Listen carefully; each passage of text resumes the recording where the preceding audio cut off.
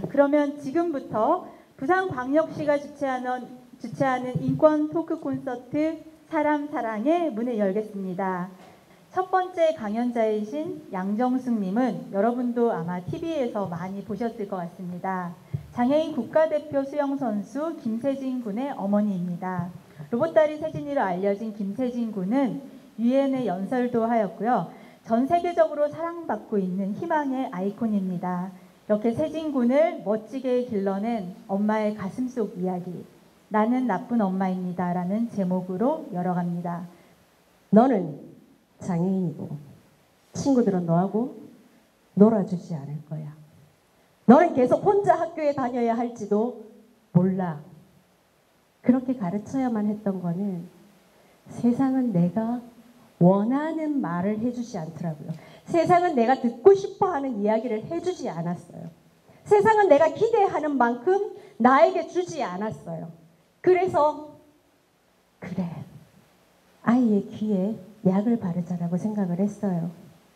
세진아, 네가 네 귀에 약을 바르면 말이야, 친구들이 다소 듣기 싫은 이야기를 하더라도 그게 위로로 들릴 거야. 네가 귀에 독을 발라놓고 있으니까 다른 사람들이 좀 위로의 말을 해주고 격려의 말을 해주는 것조차도 안 곱게 들리는 거일 수 있어. 말은 말이야, 하는 사람의 몫이 아니야. 듣는 사람의 몫이야. 그러니 우리 귀에 약을 바르고 살자. 우리 가슴에 약을 바르고 살자. 우리가 노력하자. 그렇게 아이를 다그쳤던 저는 나쁜 엄마였습니다. 처음에 우리 세진이를 딱 봤을 때 너무 이쁜 거예요. 사람들은 걱정했어요. 어머 어떡하죠? 애가 장애가 있어요. 얘 장애인 시설에 보내야 하는 거 아니에요? 라고 얘기를 했지만 제 눈에는 우리 아이의 장점밖에는 보이지 않았어요. 우리 아이의 눈이 막 지구처럼 뺑글뺑글 돌아가는 것처럼 너무 이쁜 거예요. 은하야, 엄마가 동생을 낳으려고 하는데 너 한번 만나볼래? 이 아이 어떠니? 라고 물었을 때 제 딸아이가 이렇게 대답을 하더라고요. 한참을 쳐다보더니 그래 엄마, 내가 8년 동안 엄마한테 사랑을 받았으니까 8년은 양보할게. 엄마, 내 동생 하면 좋을 것 같아. 그날 이후로 우리 은하의 고생길은 훤했어요. 저는 남편이 없었어요. 일을 해야 했어요. 아픈 아이를 낳은 죄로 낮에 일을 할 수가 없었어요. 병원을 가야 되니까, 재활치료를 받아야 되니까. 그래서 밤에 하는 일을 할 수밖에 없었어요. 그래서 대리운전했어요. 아침에 시간이 좀 남아서 세차장에서 일했어요. 그러고도 좀 시간이 나면 백화점에 가서 아르바이트하고 주말이면 베이비시터까지 했어요. 혼자 먹고 살고 견뎌야 했기 때문에, 저 아이들을 키워야 했기 때문에, 아이들은 머리로 살는지 모르겠지만 저는 목구멍으로밖에 살 수 없었어요. 목에서 손이 나왔어요. 너무 배가 고픈 시절이 많아서. 그렇게 아이를 키우다 보니까 우리 은하가 학교 가는 시간에 제가 못 맞춰오는 거예요. 그런다고 세상에 저 8살밖에 안 된 년이 지 동생을 업고 가방을 앞으로 메고 학교를 갔어요. 그럼 친구들이 놀려요. 드센 아이들이 얼마나 상처를 주고 놀리는지. 봤어? 은하 동생 봤어? 병신이다? 은하 동생 완전 재수없어. 쟤랑 놀지 마. 쟤 옆에 가지 마. 병을 밀지도 몰라. 그러면 제 딸이 자기 동생 귀를 막고 화장실에 가서 숨어 있다가 선생님이 오시면 다시 교실에 가서 앉아있고 그랬던 아이예요. 자기 동생이 걷지를 못하니까 의족이라는 그 무겁고 높은 쇳덩어리 신발을 신어야 하니까 그거를 신고도 걸을 수 없는 자기 동생을 보는 게 너무 안타까우니까 자기 발등 위에 동생을 올려서 안고 걸음마를 이렇게 가르친 거예요. 다음날 아침에 학교를 가는데 애가 막 양말을 신고 신발을 들고 뛰는 거예요. 그래서 저는 지각한 줄 알고, 이 가시나가 평소에 잘하라 그랬지, 아침에 일찍 일어나라 그랬지, 밥 좀 빨리 먹으라 그랬지. 몰랐어요. 우리 딸의 발에 피멍이 들어서 부어서 신발이 들어가지 않아서 그 신발을 들고 뛴다는 걸 몰랐어요. 그렇게 자기 동생이라면 지극정성이었어요. 세진이가 초등학교 1학년이 됐는데 장애인하고 같은 반 안 하겠다고 학부모님들이 계속 항의를 하시는 거예요. 오늘은 1반, 내일은 3반.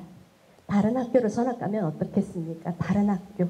그렇게 1학년 동안 4번의 전학을 다닌 거예요. 그러다가 한 아이들이 우리 세진이를 화장실에 가둬놓고 과학실에서 쓰는 망치로 다리를 깬 거예요. 우산으로 등을 찔러서 피가 철철 나는 거예요. 그 모습을 본 제 딸이 엄마 나 학교를 그만둬야겠어. 아니 왜? 14살 니 지금 중학교 1학년이다 아나. 근데 학교를 그만둬 어쩌려고?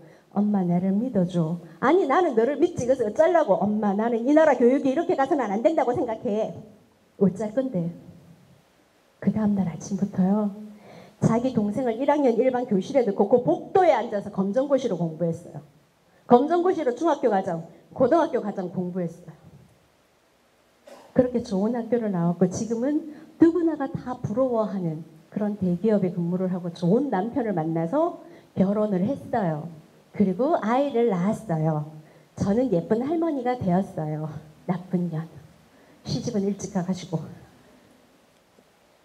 중학교 1학년이 돼서 얼마나 기분이 좋았는지 몰라요. 새로 교복을 맞추고 그것도 바지는 2개씩이나 맞췄는데 입학한 지 한 달 만에 학교를 그만둬야 했어요. 이유는 체육 시간에 시험을 쳤는데 축구 드리블을 못한다고 빵점 주더라고요.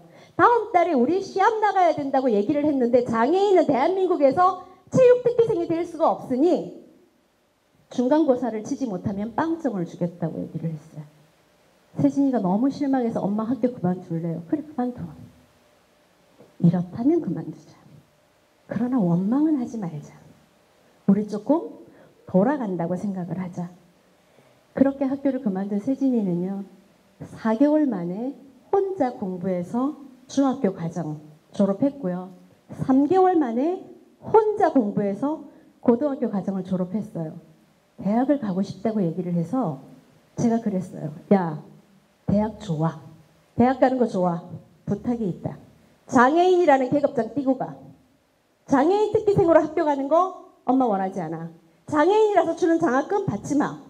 너 세상 사람들이 너를 차별한 게 싫었다면 너도 세상에 동등하게 경쟁해서 일반 친구들하고 똑같이 학교를 가. 정말 열심히 공부해서 세진이는 지금 성균관대학교 3학년에 재학 중이고 4년 전 학년 장학생으로 입학을 했어요. 그런데 그 입학한다고 장학금을 다 주는 게 아니에요.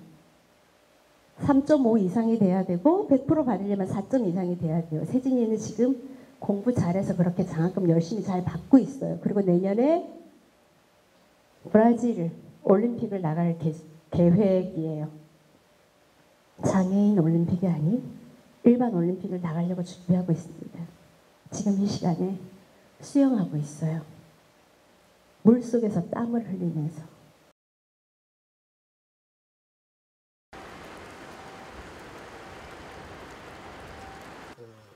시민 중에는 이렇게 청각 장애인분들이 많이 계시지 않습니까? 예, 부산 예, 시민들 중에서. 예. 그분들을 좀 배제하고 이렇게 배제를 했다는 건 수화평서를 배치 안 했다는 건 배제했다는 의미하고 똑같을 수 있지 않습니까? 청각 장애인 입장에서 보면 예. 배제했다고 볼 수 있으니까 그런 걸 조금 행사하는 데 문제가 있지 않나 그렇게 저는 생각을 하거든요. 휠체어 타고 오시는 분, 뭐 몸이 불편하신 분만 신경을 썼지 또 시각장애인 분들도 몇 분 오시기도 했었거든요. 그분들만 사실 주력으로 신경을 썼는데 그거까지는 저희가 사실 오실까 사실 생각을 잘 못했습니다. 내년에 행사는 꼭 준비해가지고 하게 되면은 그런 부분까지 챙겨가지고 하도록 하고요. 그리고 수화 통역사를 우리가 하게 되면은 어디에다 그런 걸 좀 요청을 하면은 농아인 협회로 아마 농아인 연락하시면 협회나 이런 데 하면은 있네요, 그죠?